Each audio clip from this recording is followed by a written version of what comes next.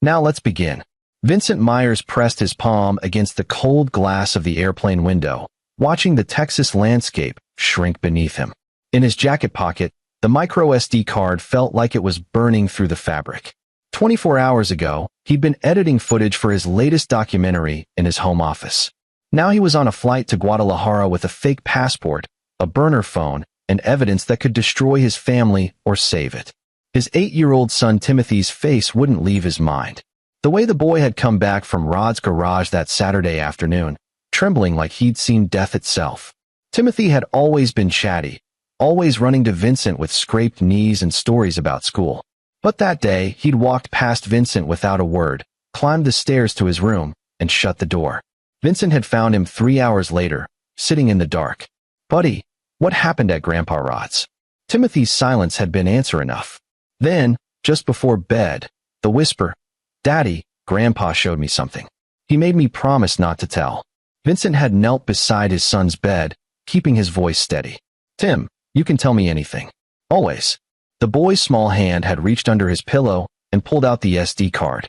He said it was a game. Said I was special. That I could help him with something important. Timothy's brown eyes, so much like his mother Sharon's, had filled with tears. "But the pictures, Dad." The people looked scared. Vincent had waited until his son fell asleep before sliding the card into his laptop. What he'd seen in those first 30 seconds had confirmed his worst suspicions about Rod Vaughn. The next 2 hours of footage had shown him exactly how deep the rot went. His father-in-law wasn't just involved with the Sinaloa cartel. He was a critical piece of their logistics operation, using his import-export business, Vaughn International, to move people across the border. But Rod had gotten sloppy, or perhaps arrogant. The footage on that card wasn't just evidence. It was a complete operational blueprint. Routes, safe houses, payoffs, and faces. So many faces of people who'd paid for passage and disappeared. Vincent had spent 15 years as an investigative documentary filmmaker. He'd exposed corrupt politicians in Chicago, documented war crimes in Syria, and infiltrated a doomsday cult in Oregon. But this was different. This was family. This was his son being used as an unwitting courier because Rod thought an 8-year-old would be above suspicion. The plane touched down in Guadalajara just after midnight. Vincent had made 3 calls before boarding. The first was to his old college roommate Marcus Webb, now a federal prosecutor in San Diego. The second was to Gustavo York, a journalist he'd worked with in Mexico City, who had connections Vincent needed. The third had been the hardest, to his wife Sharon, telling her he was following a lead for his documentary and would be back in a few days. He hadn't told her about her father. Not yet. Sharon worshipped Rod. The man had raised her alone after her mother died when Sharon was 12. Rod had built his business from nothing, or so the story went. He'd put Sharon through medical school, walked her down the aisle, been there when Timothy was born. How do you tell your wife that the man she loves is a monster? Gustavo picked him up outside the airport in a beat-up Ford pickup, his weathered face barely visible under a Diablos Rojos baseball cap. "Vincent, my friend. You look like hell. I feel worse." Vincent climbed in, checking the side mirror out of habit. "Thanks for this. You said it was urgent. You also said you had something that could hurt the Herreras." Gustavo pulled into traffic, his eyes constantly scanning. The Herrera cartel controlled this region, and Gustavo had been writing about them for a decade. "I assume you weren't exaggerating." Vincent pulled out his phone and showed Gustavo a single screenshot. "Rod Vaughn, Texas businessman. Married name my wife took. He's moving people for them. This card has everything. Routes, safe houses in Monterrey, Tijuana, Nogales. Payment records. And faces. People who paid to cross and never made it." Gustavo's knuckles whitened on the steering wheel. "Dios mío. How did you get this?" "He gave it to my 8-year-old son to hold. Thought it was the perfect hiding place." Vincent's voice was flat, but his hands were shaking. "Told Timothy it was a game." The truck swerved slightly before Gustavo steadied it. "Vincent, if the Herreras know this exists." "They don't. Not yet. Rod's been running his own operation within their framework. Skimming. Keeping separate records." Vincent had spent the flight analyzing every frame. He's been documenting everything because he's paranoid. This is his insurance policy if they ever turn on him. But he got cocky. Started using family to move the evidence around. They drove through the dark streets of Guadalajara's outskirts, finally pulling into a small apartment complex. Gustavo's office was on the third floor, a cramped space filled with filing cabinets, whiteboards covered in Spanish notes, and enough coffee cups to stock a cafe. "Show me everything," Gustavo said, booting up his computer. For the next 4 hours, they went through the footage. Rod appeared in several videos, meeting with men Vincent recognized from Gustavo's wall of cartel members. Miguel Herrera, the organization's logistics chief. Omar Aldrich, a border patrol agent in El Paso who'd been on the take for years. And dozens of others. But it was the footage of the safe houses that made Vincent's stomach turn. People crammed into spaces meant for a fraction of the occupants. The ones who couldn't pay the additional fees Rod demanded were sold off to labor operations. Some simply disappeared. "This is enough to bring down the entire Texas corridor," Gustavo said quietly. "But Vincent, you understand what you're holding? If you release this, Rod goes to prison. Your wife loses her father. Timothy loses his grandfather. Your marriage. My son came home shaking because my father-in-law used him to transport evidence of human trafficking." Vincent's voice was steel. "Whatever happens to my marriage, I can live with it. I can't live with protecting a man who does this." Gustavo nodded slowly. "What do you need?" "I need to verify the safe houses. I need more evidence connecting Rod directly to the trafficking, not just the money. And I need insurance." Vincent pulled up a file on his phone. "Rod's coming to Mexico next week for a business trip. I tracked his emails. He's meeting with the Herreras to negotiate new terms. He wants a bigger cut. You want to be there. I want to film it. I want him on camera, making the deal. And then I want to make sure he pays for every single person he's hurt." Gustavo was quiet for a long moment. "This isn't like your other documentaries, Vincent. You're not an observer here. You're a participant. What you're talking about, it's dangerous. Not just for you." Vincent thought of Timothy's face, the trust in his son's eyes when he'd handed over that SD card. "He involved my son. He crossed the line from their world into mine. Now I'm crossing back, and I'm bringing everything I know how to do. Revenge. Justice. Filmed, documented, and permanent." Vincent stood, stretching his back. "By the time I'm done, Rod Vaughn won't just lose his freedom. He'll lose everything he's built, everyone who respects him, and he'll know it was because he thought he could use my son as a pawn." Gustavo leaned back in his chair, a slow smile crossing his face. "You know, my friend, I've waited 10 years to hurt the Herreras. If your father-in-law is greedy enough to try to renegotiate with them, he might just give us the opening we need. Then let's get to work." They spent the rest of the night planning. Gustavo had contacts, people who'd lost family to the cartels, former members who'd gotten out, journalists who'd been documenting the violence for years. By dawn, Vincent had a team. More importantly, he had a plan. 3 days later, Vincent stood outside a warehouse in Monterrey, a camera hidden in his jacket button, another in his glasses. Gustavo was 2 blocks away in a van with recording equipment. Rod's meeting was scheduled for noon. Vincent had spent the past 72 hours gathering additional evidence. He'd visited 2 of the safe houses on the SD card, documenting the conditions, interviewing people who'd been held there. One woman, Elsa Maldonado, had recognized Rod from a photo. El Tejano, she'd called him. The Texan. She'd paid him $12,000 to bring her family across. He'd taken the money, moved them to Tijuana, then sold her husband and teenage son to a farming operation in Sinaloa. She hadn't seen them in 8 months. Vincent had filmed her testimony, her tears, her rage. He'd documented 6 other families with similar stories. Rod wasn't just facilitating. He was actively separating families, selling people, destroying lives for profit. Now, watching his father-in-law's Mercedes pull up to the warehouse, Vincent felt a cold clarity settle over him. This wasn't about anger anymore. This was about making sure Rod's downfall was absolute. Rod stepped out of the car, straightening his expensive suit. Even here, in a warehouse district in Monterrey, the man carried himself like he owned the place. Vincent had never liked him, but Sharon loved her father, so Vincent had played the role of respectful son-in-law. Now, seeing Rod laugh with Miguel Herrera as they walked into the warehouse, Vincent saw him clearly for the first time. "I'm in position," Gustavo's voice came through the earpiece. "We're recording." Vincent had to wait 30 minutes before the meeting ended. When Rod emerged, he was smiling, shaking hands with Miguel. The deal had gone well, apparently. Vincent waited until Rod's car disappeared before moving. "Did we get it?" he asked Gustavo back at the van. Every word. Your father-in-law just agreed to expand his operation into Arizona. He negotiated a 40% cut of the profits. And he bragged about his new courier system, using family members to move sensitive materials because they're above suspicion. Gustavo's face was grim. He mentioned Timothy by name, Vincent. Said his grandson was perfect for the job. Vincent's hands clenched into fists. He'd known Rod was using Timothy, but hearing it confirmed, hearing the man talk about his own grandson like he was a tool. It took everything Vincent had not to turn the car around and confront Rod right there. We have enough, Gustavo said quietly. Between the SD card, the safe house footage, the testimony, and this meeting, we can bury him. Not yet. Vincent's mind was racing. We need one more thing. We need Rod to believe he's won. Over the next week, Vincent executed the most delicate part of his plan. He returned to Texas, smiled at Sharon, hugged Timothy, and had dinner with Rod like nothing had happened.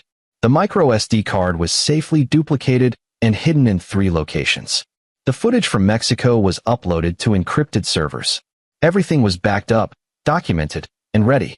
But Vincent needed Rod to make one more mistake. A big one. Rod, Vincent said during Sunday dinner at the Vaughn estate, I wanted to talk to you about a documentary idea. His father-in-law looked up from his steak, interested. Rod loved attention, loved being seen as successful. Oh, what's the angle? American entrepreneurs who've built international businesses.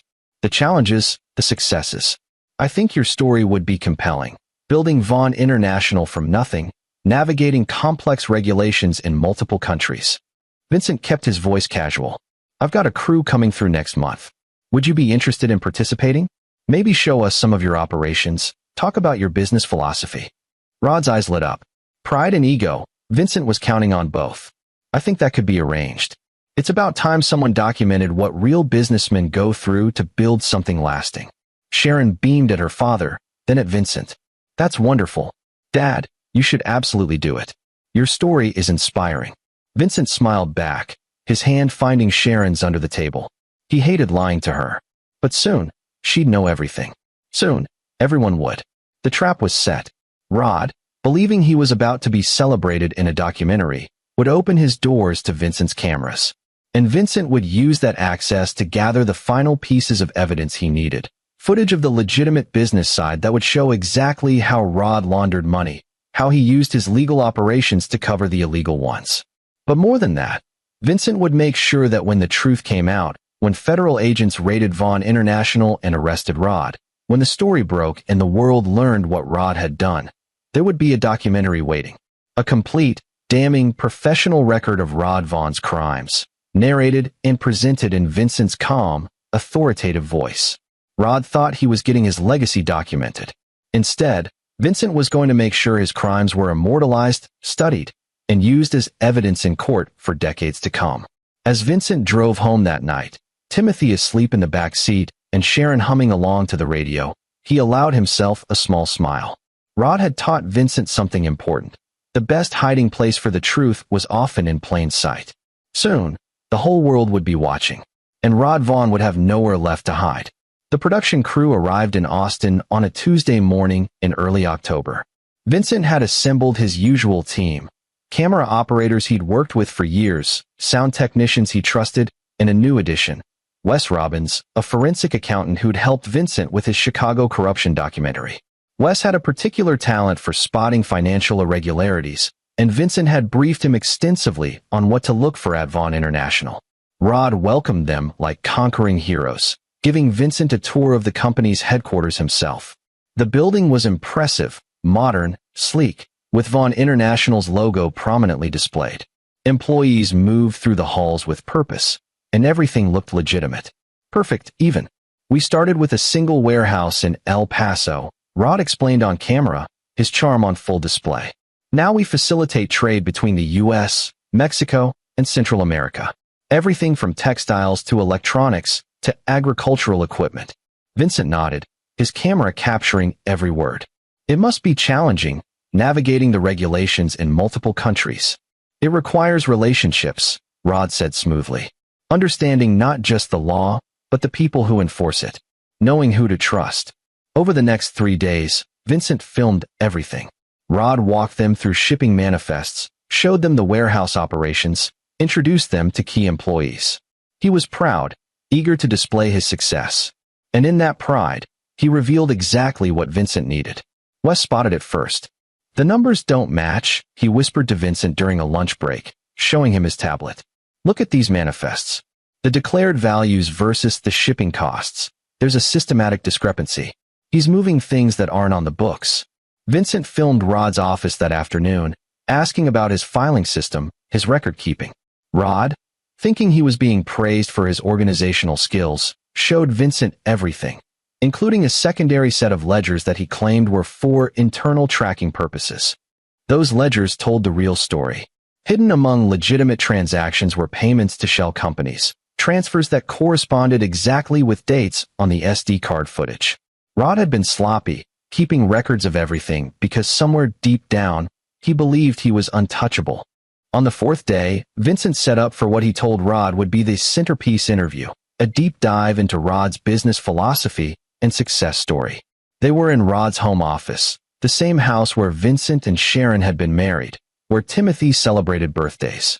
"Let's start with your core values," Vincent said, camera rolling. "What drives you?" Rod leaned back in his leather chair, completely at ease.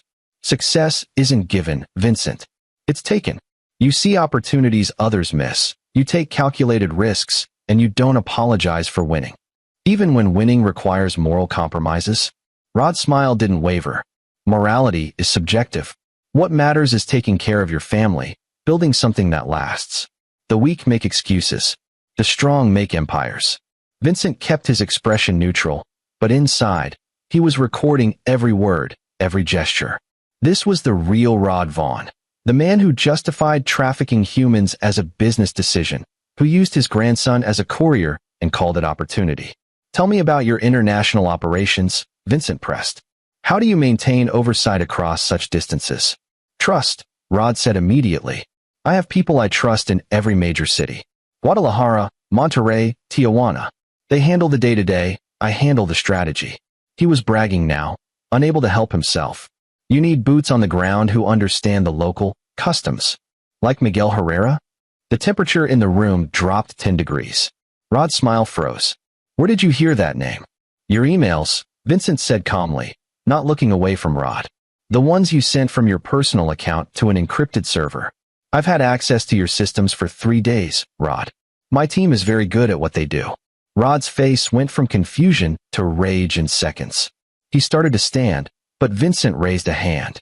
"Before you do anything stupid, you should know that right now, copies of everything I've found are being delivered to the FBI field office in San Antonio, the DEA in El Paso, and the U.S. Attorney for the Western District of Texas. That includes the SD card you gave Timothy." The color drained from Rod's face. "Timothy? What are you talking about?" "The card you had him carry. The one with all your operational footage. Safe houses, routes, payments. You used my 8-year-old son to move evidence of human trafficking, Rod. You thought a child would be safe from scrutiny." Vincent's voice was steady, but his eyes were cold. "You were wrong." Rod moved fast for a man his age, lunging for the desk drawer where Vincent knew he kept a gun. But Vincent was faster, pulling a taser from his jacket and firing. Rod collapsed, convulsing. "That was for Timothy," Vincent said quietly. When Rod stopped shaking, Vincent zip-tied his hands behind his back and propped him in the chair. The camera had been running the entire time. "Here's what's going to happen," Vincent said. "In about 20 minutes, federal agents are going to arrive at this house with a warrant for your arrest. They're also raiding Vaughn International, your warehouse in El Paso, and your properties in Guadalajara and Monterrey. Every asset you have will be seized. Every person you've worked with will be investigated." Rod was breathing hard, sweat pouring down his face. "Sharon will never forgive you." "Maybe not. But she'll know the truth about you. So will Timothy. So will everyone who ever respected you." Vincent crouched down to Rod's eye level. "You see, I didn't just gather evidence, Rod. I made a documentary. For hours of footage showing exactly who you are and what you've done. The safe houses. The families you destroyed. Your meetings with the Herreras. Your own words bragging about using your grandson. You're bluffing." Vincent pulled out his phone and showed Rod the upload page.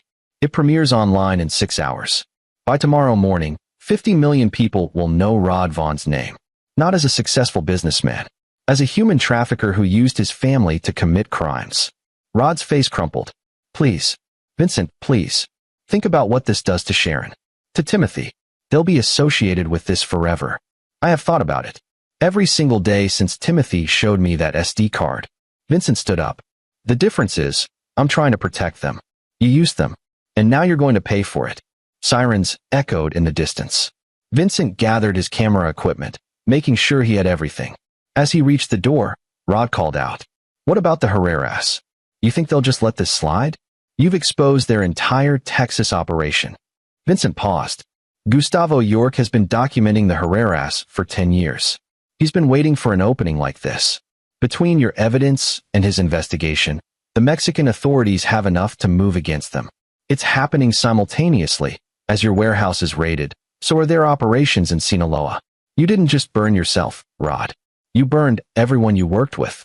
The look of horror on Rod's face was something Vincent would remember forever. The FBI arrived exactly on schedule. Vincent handed over his footage, his documentation, everything. Agent Philip Sutton, who led the operation, whistled low as he reviewed the evidence. Mr. Myers, this is comprehensive. How long have you been building this case? 31 days, Vincent said. Since the moment I learned my father-in-law was using my son to transport evidence of his crimes. Sutton nodded, something like respect in his eyes. We'll need you to testify. I'll do whatever it takes. Vincent waited until Rod was in handcuffs, being read his Miranda rights, before he left. He didn't watch Rod being loaded into the federal vehicle. He didn't need to see it. The cameras had captured everything. Sharon was at the hospital for an emergency surgery. Vincent had checked her schedule before setting everything in motion. He needed to tell her before the news broke, but not yet. Not until everything was secure. He drove to Marcus Webb's office in San Diego, where they'd arranged to hold Timothy temporarily. Sharon's sister, Marlene Whitaker, had picked him up from school, telling him it was a surprise visit to see the ocean. Timothy loved the beach. Vincent wanted him somewhere safe and happy when the truth came out. Is it done? Marcus asked when Vincent arrived. It's done. Vincent felt the exhaustion hit him all at once. He'd been running on adrenaline and rage for a month. The documentary goes live in 4 hours. Rod's in federal custody. The Herreras Texas operation is getting rolled up as we speak. Marcus poured 2 glasses of whiskey, sliding one across his desk. And Sharon, I have to tell her tonight. Before the news breaks. Vincent drank, the burn helping him focus. She's going to hate me. Maybe. Or maybe she'll understand you did what you had to do to protect Timothy. Marcus was quiet for a moment. What you did, Vincent, documenting everything, building the legal case while also preparing for public exposure. It's going to change how we prosecute these organizations. You've created a blueprint. Vincent hadn't thought about it that way. He'd just been focused on making Rod pay. It had to be complete. If I just sent the evidence to the FBI, Rod would have hired expensive lawyers, maybe gotten a reduced sentence. If I just released the documentary, he could have fled to Mexico. I needed both, legal consequences and public accountability. You got both, Marcus confirmed. The evidence you provided is airtight. Rod's looking at 25 to life on the trafficking charges alone. Add in the money laundering, conspiracy, child endangerment for involving Timothy. He's never getting out. Vincent should have felt satisfaction. Instead, he just felt tired. What about the people he hurt? The families? The footage you gathered, the testimonies, they're being used to track down missing persons. Elsa Maldonado's husband and son were located this morning at a farm in Sinaloa. They're being extracted now. Marcus's voice softened. You didn't just take down Rod, Vincent. You saved lives. That helped. A little. Vincent picked up Timothy from Marlene's beach house as the sun was setting. His son ran to him, sandy and happy, talking a mile a minute about the dolphins they'd seen. Did you have fun, buddy? So much. Aunt Marlene said we could come back next weekend. Timothy's smile faded slightly. Is everything okay, Dad? Where's Mom? Mom's going to meet us at home, Vincent said, picking up his son. But Tim, we need to talk about Grandpa Rod. About what he had you carry. Timothy's body went rigid. I'm sorry, Dad. I know I wasn't supposed to tell. But it scared me. You did exactly right by telling me. And you're safe now. Grandpa Rod can't ask you to carry anything ever again. Vincent carried Timothy to the car, securing him in the back seat. The thing is, buddy, Grandpa did some very bad things. And the police are going to take him away for a long time. Timothy processed this, his young mind working. Because of what was on the card? Yes. And because he hurt people. A lot of people. Vincent met his son's eyes in the rearview mirror. Mom's going to be very sad. She loves her dad, even though he did bad things. We need to be there for her, okay? Okay, Dad. The drive back to Austin took 3 hours. Vincent used the time to call Sharon, asking her to come straight home from the hospital. He didn't tell her why. He couldn't have that conversation over the phone. Sharon's car was in the driveway when they arrived. Vincent sent Timothy upstairs to wash up, then found his wife in the kitchen, still in her scrubs, looking exhausted from her shift. Hey, she said, smiling tiredly. What's this about? Timothy's text said it was urgent. Vincent took a breath. Sharon, I need you to sit down. The smile faded from her face. What happened? Is someone hurt? Your father's been arrested by the FBI. Sharon stood frozen for a long moment, then laughed, a shocked, disbelieving sound. What? That's not funny, Vincent. I'm not joking. He was taken into custody 6 hours ago. He's being charged with human trafficking, money laundering, conspiracy, and multiple other federal crimes. Vincent pulled out his tablet, showing her the news alert that had just broken. It's already hitting the media. Sharon grabbed the tablet, her hands shaking as she read. This has to be a mistake. My father runs an import-export business. He doesn't. He would never. He's been working with the Sinaloa cartel for at least 5 years. Moving people across the border, taking their money, and then selling them to labor operations. Vincent hated the way Sharon's face was crumpling, but he had to continue. I've spent the last month documenting everything. I have footage, testimony, financial records. You? Sharon's voice went dangerously quiet. You've been investigating my father? He gave Timothy an SD card to hold. Told our son it was a game. That card contained operational footage of safe houses, trafficking routes, payments to cartel members. Vincent kept his voice steady. He used our 8-year-old son as a courier, Sharon. Sharon's knees buckled.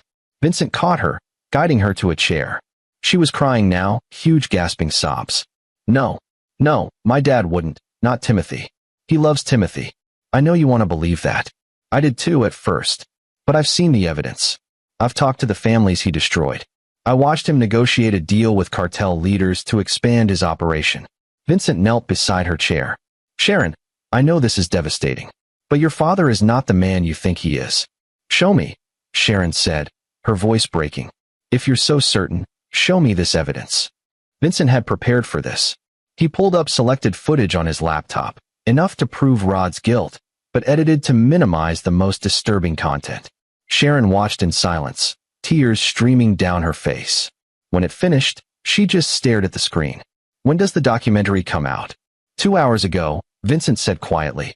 It's already been viewed over 3 million times. Sharon stood up, walked to the bathroom, and threw up. Vincent waited outside the door, hating himself for causing her this pain, but knowing it had been necessary. When she emerged, her face was pale and her eyes were red. Did you ever think about telling me before you destroyed my father's life? Every day? But I couldn't risk you warning him. And Sharon, I didn't destroy his life. He did that himself. I just documented it. My son's grandfather is a human trafficker, Sharon said, her voice hollow. Everyone's going to know. Timothy's friends' parents, my colleagues at the hospital, everyone. You didn't just expose my father, Vincent. You exposed my family. Our family, Vincent corrected gently. And yes, it's going to be hard. The media attention, the questions, the judgment. But the alternative was letting Rod continue using Timothy, maybe getting our son even more involved. I couldn't let that happen. Sharon was quiet for a long time. Finally, she looked at Vincent with something that might have been understanding, or might have been exhaustion. I need time to process this. I can't be here right now. Where will you go? My sisters. Marlene's seen the news. She called me 3 times during your explanation. Sharon grabbed her purse, her keys. I need space, Vincent. From all of this. Vincent wanted to argue, to make her stay, but he knew better. Take all the time you need. Just know that everything I did to protect Timothy, to protect our family. Sharon paused at the door. I believe that you believe that. But right now, all I can think about is that you lied to me for a month while you built a case against my father. You investigated him, documented him, set him up, all while having dinner with us every Sunday, smiling and pretending everything was fine. I know, and I'm sorry for that. But I'm not sorry for stopping him. I know you're not. Sharon's expression was unreadable. That's what scares me. She left without saying goodbye to Timothy. Vincent went upstairs and found his son sitting on his bed, looking small and worried. Mom's mad, isn't she? She's sad and confused, Vincent said, sitting beside Timothy. But she'll be okay. We all will. Because we stopped Grandpa Rod from hurting people? Vincent pulled his son close. Yeah, buddy. Because we stopped him. That night, as Timothy slept, Vincent sat in his office and watched the documentary's view count climb. 7 million. 10 million. The comments section was flooding with reactions, shock, anger, calls for justice. News networks were picking up the story. Rod Vaughn's name was trending worldwide. Vincent's phone rang. It was Gustavo. My friend, you've created a storm. How bad is it in Mexico? The Herreras are in chaos. Miguel was arrested this morning. Half their leadership is in hiding. Your father-in-law's evidence has given us the opening we needed. Gustavo paused. You understand what you've done, yes? This isn't just about Rod anymore. You've triggered a war. I know. Vincent had accepted that consequence. But those families you've been writing about, the people who've disappeared, they'll have justice now. Some will. Others. Gustavo sighed. War is messy, Vincent. People will die in the aftermath of this. People were already dying. At least now, the ones responsible are being held accountable. You sound like a man trying to convince himself. Vincent closed his eyes. I am. Every day. They talked for another hour, Gustavo updating him on the situation in Mexico. The documentary had sparked outrage in both countries, with politicians calling for increased border security and investigations into corruption. Rod's arrest had exposed how deeply the cartels had penetrated legitimate businesses. But there was also backlash. Some accused Vincent of vigilante justice, of taking the law into his own hands. Others questioned his motives, suggesting he'd exploited his family's tragedy for professional gain. The documentary had won him acclaim, but it had also made him enemies. The next week was a blur of interviews, depositions, and media appearances. Vincent's footage became the centerpiece of the federal case against Rod and his co-conspirators. Agent Sutton told Vincent that the evidence was so comprehensive, Rod's lawyers were already negotiating a plea deal. He wants to avoid trial, Sutton explained. Probably because he knows the documentary has poisoned any potential jury pool. Your footage is devastating. Will he get a reduced sentence? Not significantly. We're talking 20 years minimum, even with cooperation. And that's only if he provides information on higher-level cartel members. Sutton looked at Vincent carefully. How are you holding up? I'm fine. Your wife left you, your son is in counseling, and you've received 3 credible death threats this week. You're not fine. Vincent had to smile at that. No, I'm not. But I'd do it all again.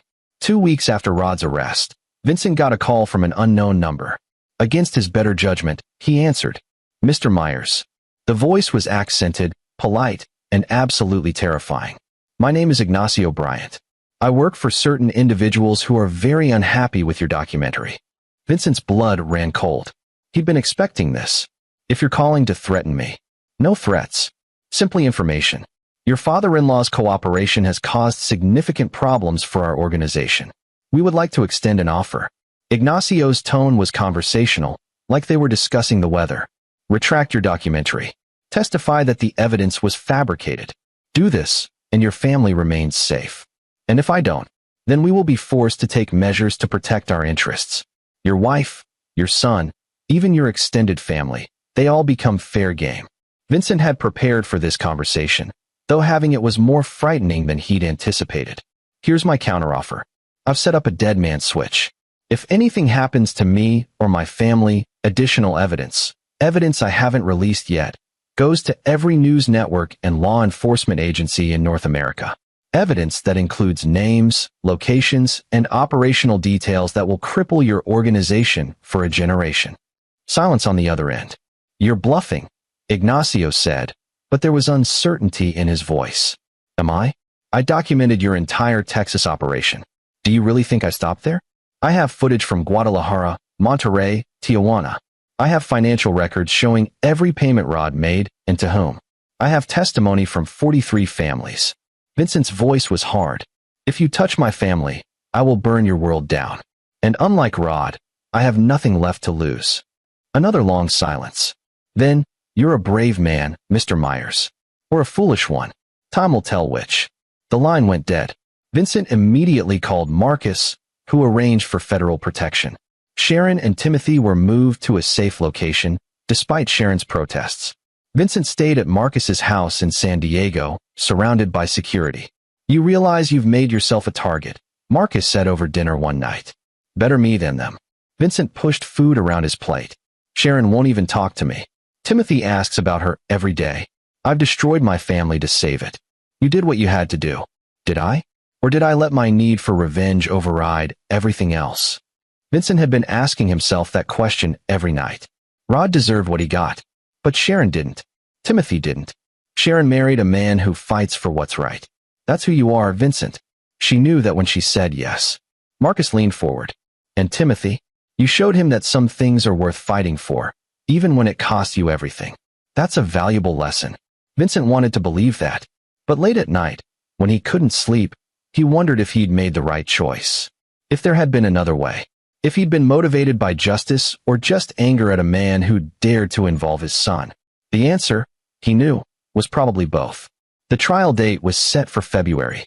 Rod's lawyers tried every delay tactic they could, but the evidence was too strong. Vincent's documentary had been submitted as evidence, along with testimony from Elsa Maldonado and the other families Rod had victimized. 3 weeks before the trial, Sharon called Vincent for the first time since she'd left. I watched the full documentary, she said without preamble. All 4 hours. Every interview, every piece of footage. Vincent waited. My father destroyed lives. He profited from suffering. He used our son. Sharon's voice was thick with emotion. I've been angry at you for exposing him, for not giving me a choice in how this played out. But Vincent, if you hadn't stopped him, if he'd kept using Timothy. She broke off, crying. Sharon, I'm not ready to come home yet. I'm still processing all of this. But I want you to know that I understand why you did what you did. And I'm grateful that you protected our son, even if it meant hurting me. It wasn't forgiveness, but it was something. Vincent held on to that. The trial, when it finally happened, was a media spectacle. Vincent testified for 6 hours over 2 days, walking the jury through every piece of evidence, every decision he'd made. Rod's defense team tried to paint Vincent as a vigilante who'd manipulated evidence, but the documentation was too thorough. When Elsa Maldonado took the stand and testified about how Rod had separated her family, several jurors were crying. When they showed footage of the safe houses, of people crammed into spaces unfit for animals, the courtroom was silent. Rod himself never testified. His lawyers had advised against it. He sat at the defense table, smaller somehow than Vincent remembered, and watched his life's work be dissected and condemned. The jury deliberated for 4 hours. Guilty on all counts. At sentencing, the judge gave Rod 35 years in federal prison with no possibility of parole. At 62 years old, it was effectively a life sentence. Vincent attended the sentencing with Sharon. She'd moved back home 2 weeks earlier, and they were trying to rebuild their marriage through counseling. It was slow, difficult work, but they were both committed to it. As Rod was led away in handcuffs, he looked at Vincent one last time. There was no anger in his eyes, no defiance. Just a broken man facing the consequences of his choices. Do you feel better? Sharon asked Vincent as they left the courthouse. Now that it's over? Vincent thought about that. I feel like justice was served. Whether that makes me feel better, I'm not sure. They drove home in silence. Timothy was waiting with Sharon's sister Marlene, who'd been helping out during the trial. He ran to his parents, hugging them both. Is Grandpa Rod going away forever? He asked. For a very long time, Vincent confirmed. Good, Timothy said simply. He was scary. That night, after Timothy was asleep, Vincent and Sharon sat on their back porch, watching the stars. Gustavo called today, Vincent said. The documentary has been nominated for an Emmy. Will you accept if you win? I don't know. It feels wrong to profit from this. Sharon was quiet for a moment. The families you helped, Elsa and the others, they're grateful. They told me at the trial. You gave them closure, Vincent. Justice. And you? Did I give you justice? Or did I just take your father away? Both, Sharon said honestly. You took my father, But you also showed me who he really was.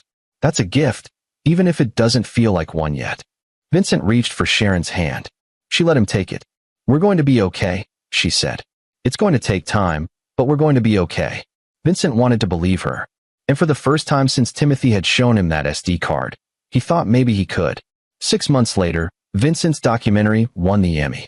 He accepted the award but donated the prize money to an organization that helped victims of human trafficking. In his acceptance speech, he dedicated the award to the families Rod had destroyed and to the journalists like Gustavo who risked their lives to expose corruption. The documentary had lasting impact beyond Rod's conviction. It sparked investigations into border security, led to the arrests of 17 other individuals involved in the trafficking network, and prompted legislation aimed at closing loopholes in import-export businesses. But for Vincent, the real victory was smaller and more personal. It was Timothy laughing again, feeling safe in his own home. It was Sharon slowly learning to trust him again, their marriage scarred but healing. It was knowing that he'd made the hard choice, the right choice, even when it cost him almost everything. Rod Vaughn spent his first year in prison maintaining his innocence. But eventually, the weight of evidence and the testimony of victims broke him. He gave a detailed confession to federal prosecutors, providing information that led to additional arrests and the dismantling of the Herrera's Texas operation entirely. Vincent heard about the confession from Agent Sutton. Part of him felt vindicated. The larger part just felt tired. He asked about Timothy, Sutton said. Wanted to know if his grandson was okay. What did you tell him? That Timothy was happy, healthy, and had a father who loved him enough to do the hard thing. Vincent appreciated that. As years passed, the story faded from headlines. Rod's name became a case study in business schools and law enforcement examinations about how criminals exploit legitimate operations. Vincent's documentary was shown in criminal justice courses and journalism programs. Vincent himself returned to making documentaries, though he never again worked on anything that hit so close to home. Sharon built her medical practice, and they became advocates for trafficking victims, using their platform to raise awareness and funds. Timothy grew up knowing his grandfather was in prison, knowing what he'd done, but also knowing that his father had fought to protect him. It shaped the young man he became, someone who believed in justice, in standing up for what's right even when it's costly.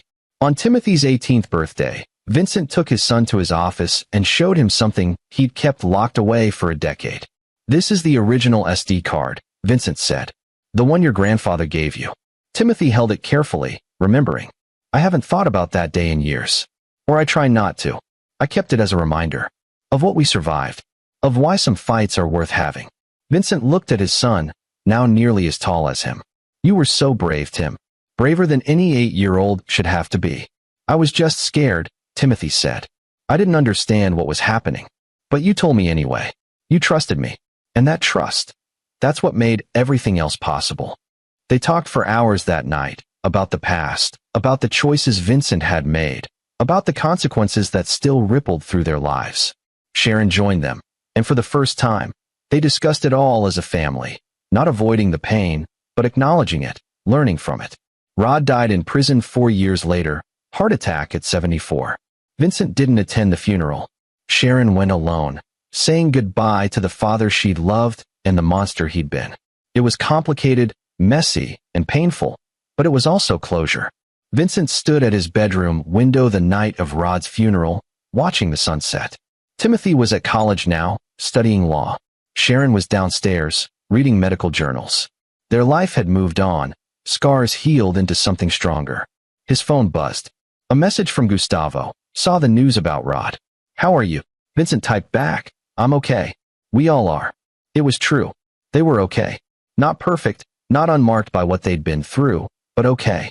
Vincent had taken a terrible situation and made the hardest choice of his life.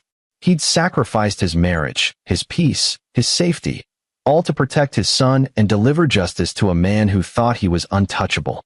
The cost had been enormous.